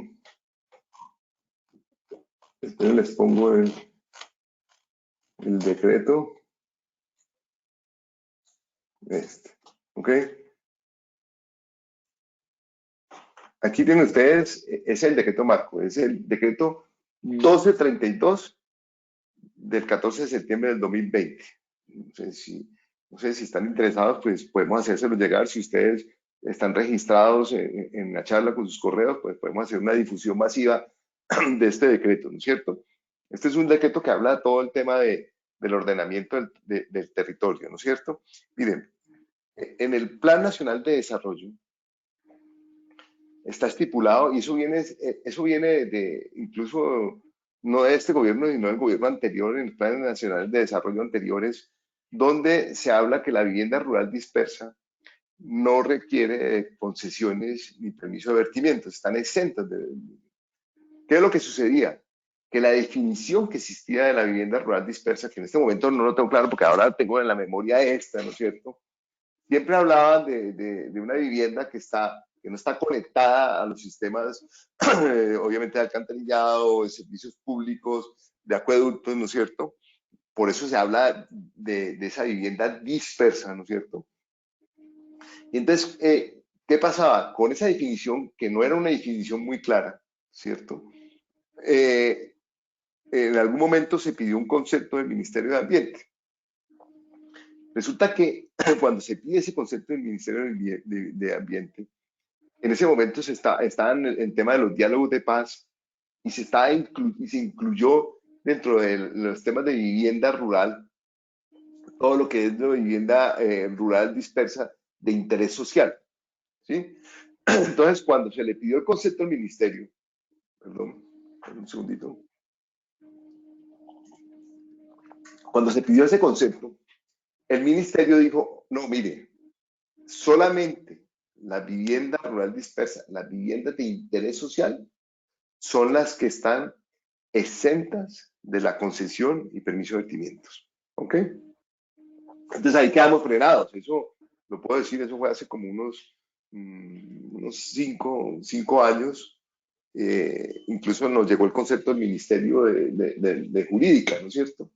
Bien, más adelante hay un cambio de equipo jurídico del ministerio, se vuelve a pedir el concepto del ministerio y aquí el ministerio establece otro criterio o da otro concepto jurídico y dice no, la vivienda rural dispersa es toda aquella vivienda que está en territorio, en el suelo rural, ¿cierto?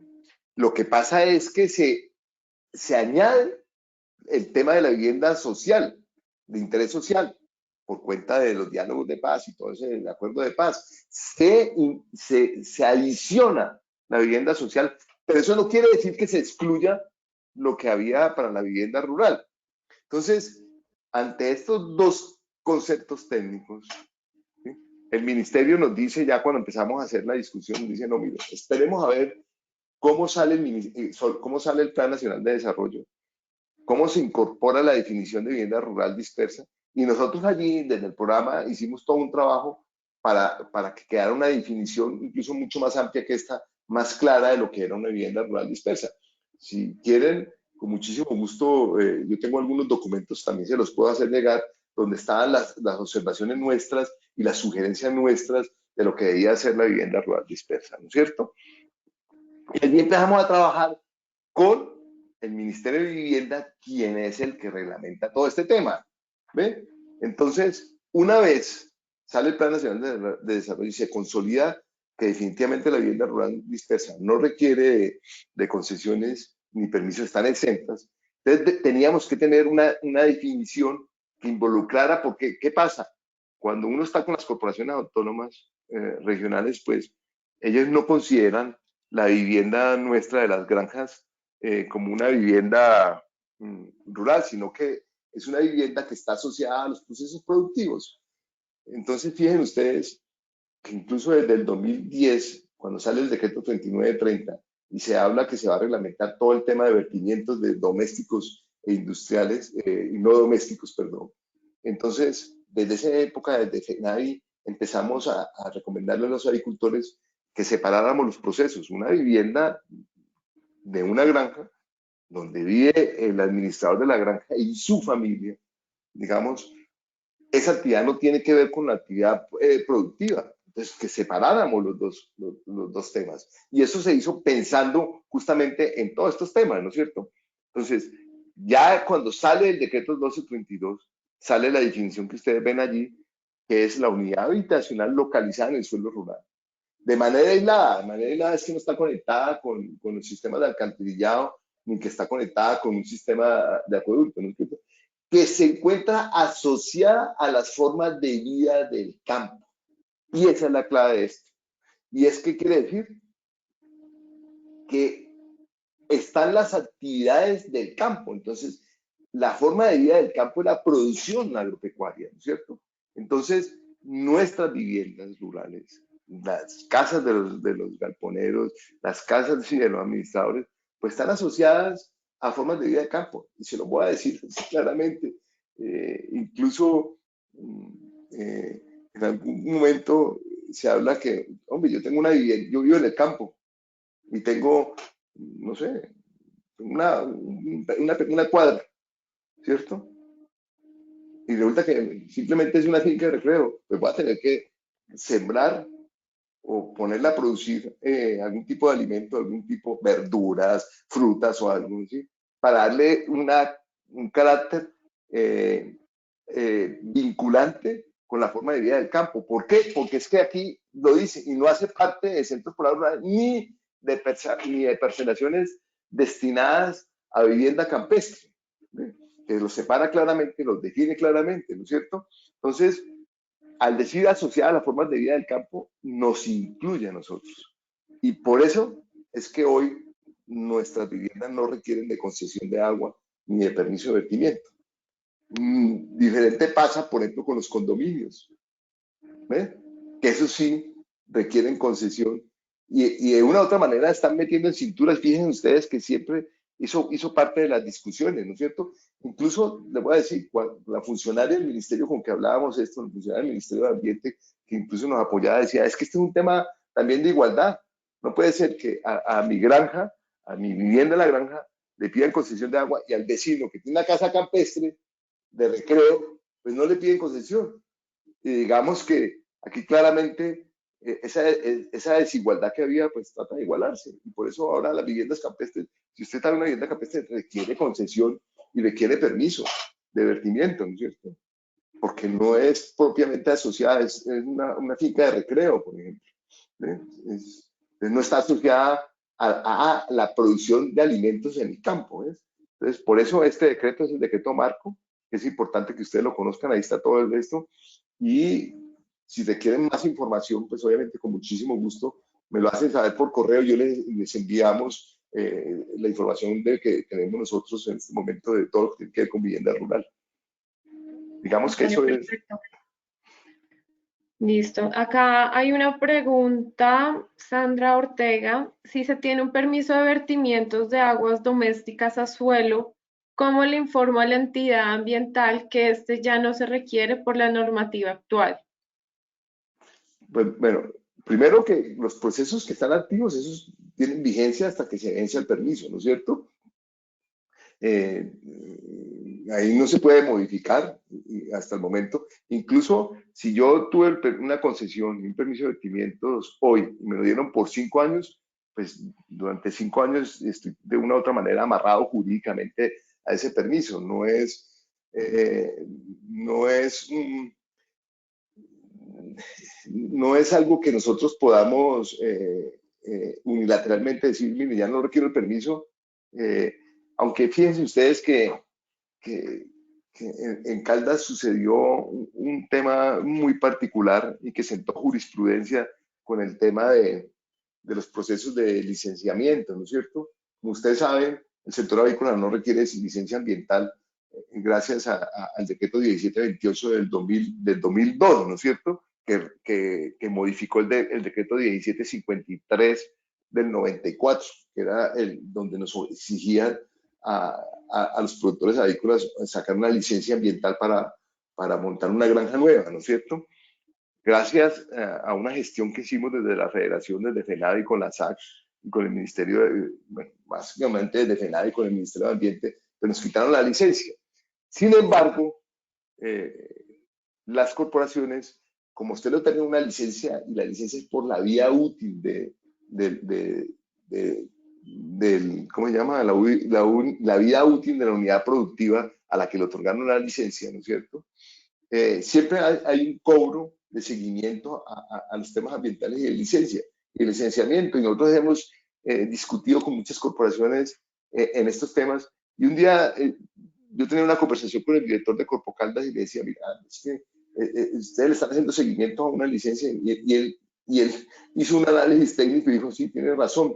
Entonces Corpo Caldas sacó una comunicación para todos los productores diciéndoles que ya no requería, que se iba a cerrar todo el proceso administrativo relacionado con las licencias, es decir, quería quitar la licencia ambiental a los productores porque ya no se requería.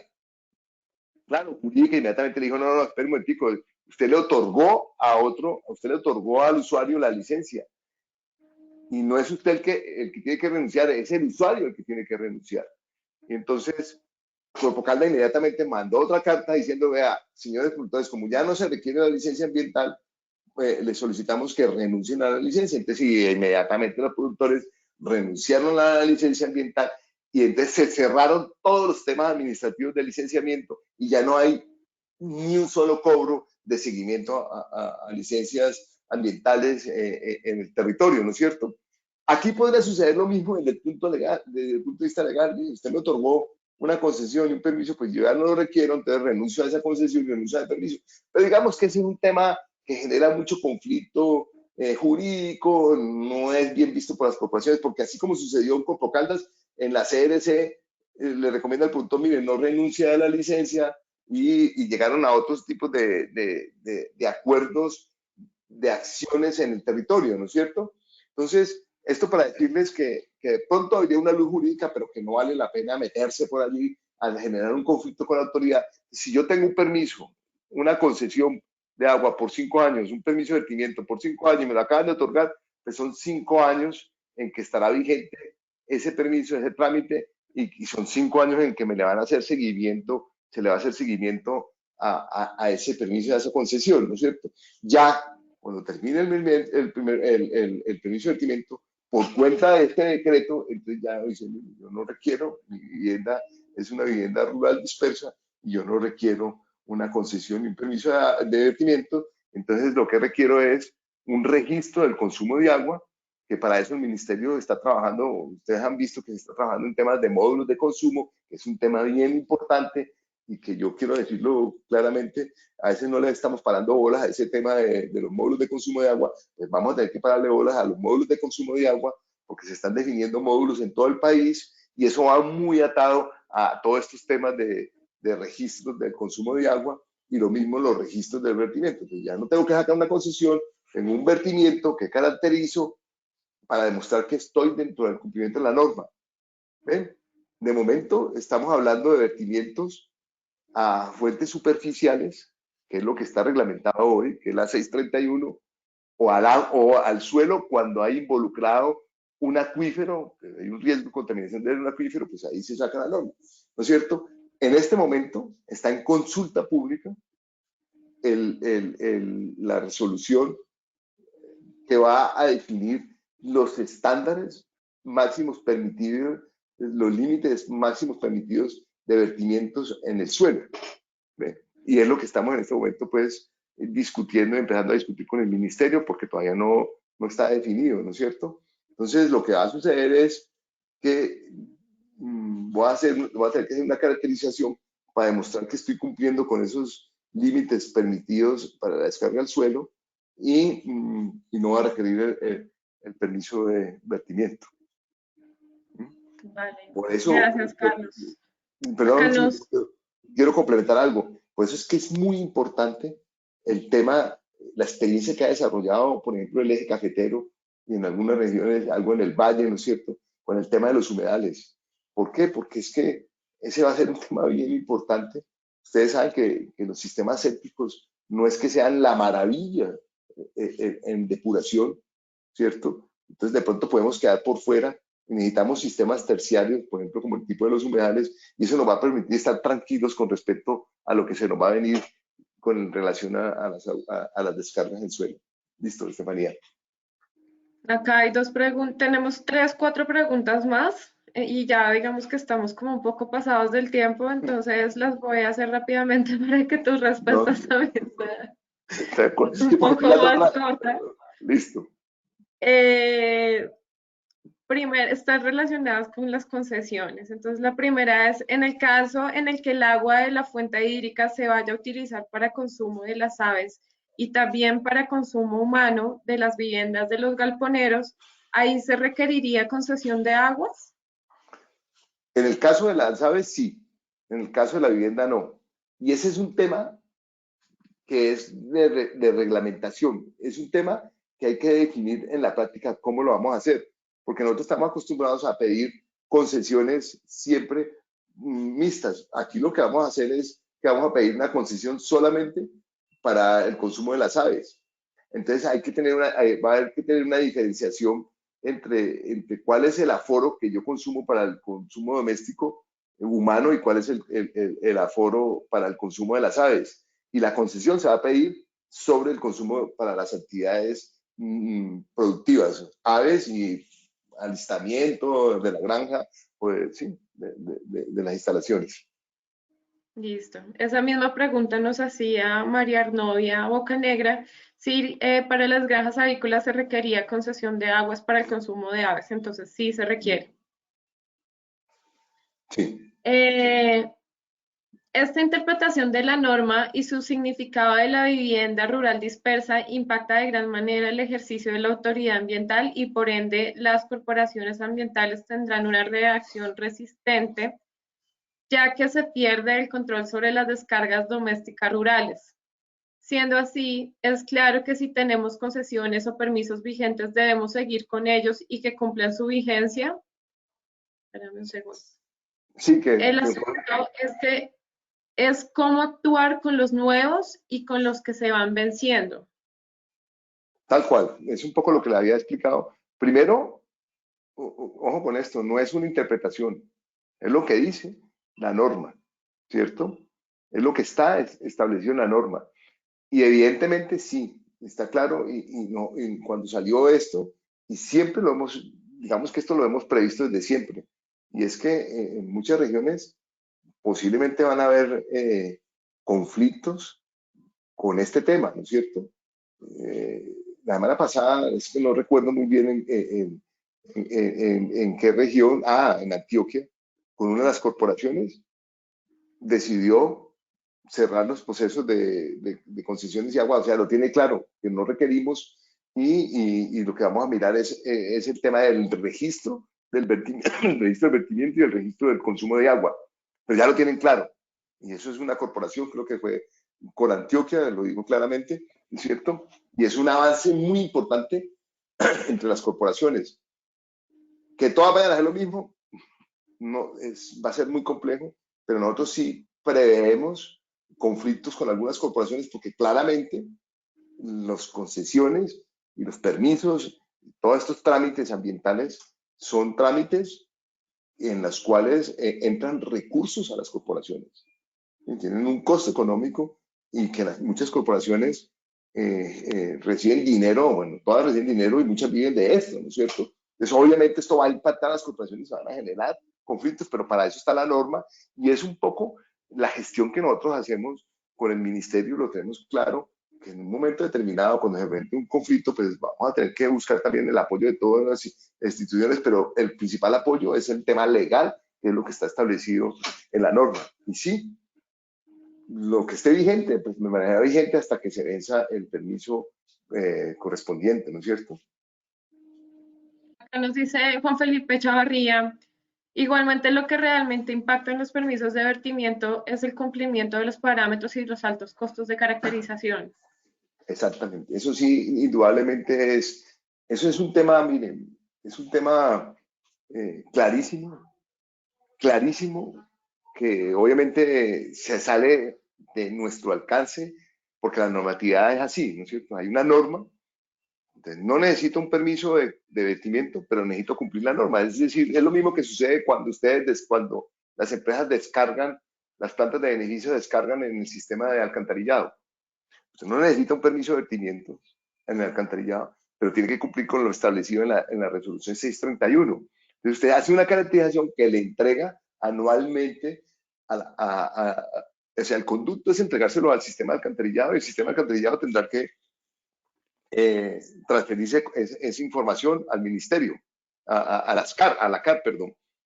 No es al revés. Lo que pasa es que hay algunas corporaciones donde usted hace los análisis y se los entrega directamente a la corporación. Pero el conducto legal, o sea, ¿cómo decía? El debido proceso es entregárselo al acueducto, al alcantarillado, perdón. Entonces, no requiero permiso, pero necesito cumplir una norma. Y aquí va a suceder lo mismo. Si usted descarga una fuente superficial, pues tiene que cumplir con el 631. Si descarga en el suelo, pues vamos a tener que cumplir. Y obviamente eso involucra unos costos, y eso sí, es lo lamentable de esto. Incluso es lo que uno discute con el ministerio, es decir, venga, sentémonos a hablar de esto porque es que los costos se van a incrementar muchísimo. En el caso, por ejemplo, de los vertimientos al suelo, están planteando hacer una caracterización quinquenal, o sea, cada 5 años. Sin embargo, para una empresa que tiene 200 viviendas, ¿cierto? Pues obviamente eso incrementa los costos tremendamente, tremendamente. Pero digamos que esa es una de las discusiones fuertes que hay y que va a ser, que es muy difícil concertar, porque la ley, la norma es la norma, ¿no es cierto? Entonces, ahí lo que vamos a tener que buscar mecanismos técnicos donde minimicemos los vertimientos. Por eso les decía, si yo tengo un sistema terciario, un filtro, un campo de infiltración, tengo un campo de asociación o un humedal, que es lo que nosotros vemos mucho más claro, posiblemente nos vamos a evitar o vamos a poder demostrar que no generamos un vertimiento o que la calidad del vertimiento es tal que yo puedo hacer un plan de riego, por ejemplo, de ornamentales o de pastos, ¿no es cierto? Y en eso vamos a tener que trabajar desde el sector porque es la única forma de minimizar esos costos, no hay otra. Y es mirar cómo disminuyo los vertimientos o cómo puede hacer un reciclaje dentro del tema de economía circular, cómo puede hacer un reciclaje de todas estas aguas, ¿no es cierto? Miren, ayer lo hablábamos justamente con Santander, y es que obviamente como esto nunca, como nosotros construíamos un sistema séptico como un sistema de tratamiento y esto no estaba como reglamentado, pues ahora lo que vamos a tener que mirar, oiga, venga, si yo tengo 3, 4 viviendas y el terreno lo permite, yo tengo que mirar si puedo conectar las 3 viviendas, si están lo suficientemente cerca o qué me sale más caro si me tengo una tubería que me conecte a las 3 viviendas y tener una sola descarga y no tener 3 descargas simultáneas, porque cada punto de descarga es un tema tengo que cumplir con la normatividad. Entonces vamos a tener que hacer un trabajo muy importante al interior desde el punto de vista técnico de cómo podemos minimizar los costos a través de un buen manejo de nuestras explotaciones. Y ese es un tema, pues, que téngalo por seguro que estamos analizando desde el programa y que entre todos tenemos que buscarle, pues, una salida técnica, porque definitivamente los costos sí, no los podemos evitar. Listo. Bueno, para cerrar, Carlos, ¿cómo nosotros desde el programa acompañamos a los pequeños avicultores y cómo las líneas estratégicas, digamos que son claves para ese acompañamiento? Ya para cerrar. Ok, mira, lo mencioné, por ejemplo, en la línea estratégica de gestión ambiental, social y sostenible, que es donde está toda la asistencia técnica. Como ustedes lo vieron, casi que de las 500 y pico de asistencias técnicas que tuvimos, hay más de la mitad se hicieron con productores que no están afiliados, que normalmente son relativamente pequeños, ojo, que también hay medianos o un poquito grandes, o grandes, para no decir un poquito, que no me gusta el diminutivo, que no están afiliados, ¿no es cierto? Con los pequeños, nosotros tenemos programas, jornadas de capacitación. Aquí hay una dificultad enorme y es como los convoca uno. Es que convocar a veces a los pequeños es bastante difícil. Entonces ahí, por ejemplo, nosotros nos unimos con el ICA o en las bases de datos del ICA, a veces utilizamos las UMATAS en los municipios, hacemos con el tema de los municipios donde identificamos las empresas. Tengan en cuenta que los ingenieros de campo ellos van haciendo recorridos, identifican pequeñas explotaciones, se visitan. Lo cierto es que las líneas que tenemos estratégicas, la capacitación, la jornada de capacitación, están también adaptadas para los pequeños. Tenemos capacitaciones, tenemos temas exclusivamente para estos pequeños. Por ejemplo, buenas prácticas ambientales en granjas, entonces, donde tocamos temas desde el tema legal, desde el tema eficiente del recurso hídrico, es decir, todas esas formaciones y esas jornadas de capacitación están adaptadas para los pequeños productores, ¿no es cierto? Y ahí, como les digo, buscamos mecanismos a través de los entes territoriales, de la Secretaría de Ambiente de los municipios o de las sumatas, ¿sí? Nos acercamos a estos pequeños productores, ¿no es cierto? Porque es muy importante ayudarles a ellos en el mejoramiento continuo, en el mejoramiento ambiental, ¿no es cierto? Hay muchas experiencias, incluso desde antes de ser director con el programa técnico hicimos muchos trabajos con pequeños productores que están incluso, que buscábamos a través del Ministerio de Agricultura y como les digo, los entes territoriales que identifican a estos pequeños productores, ¿no es cierto? Pero tenemos esa línea fundamental de asistencia para ellos. Vale, perfecto. Bueno, entonces damos por finalizada la jornada de hoy con la hora de la sostenibilidad. Los esperamos el 7 de abril con la siguiente charla que tenemos y les agradecemos a todos por habernos acompañado el día de hoy. Bueno, que tengan todos muy buen día y muchísimas gracias por su presencia en este tema. Muchas gracias. Nos estaban preguntando si la Sí. charla la vamos a compartir y estas charlas las estamos publicando en YouTube, en el canal de FENAVI. Se están subiendo constantemente las charlas para que las puedan consultar. De igual manera, en la página web también las pueden encontrar. Muchas gracias a todos y que tengan un buen día. Buen día.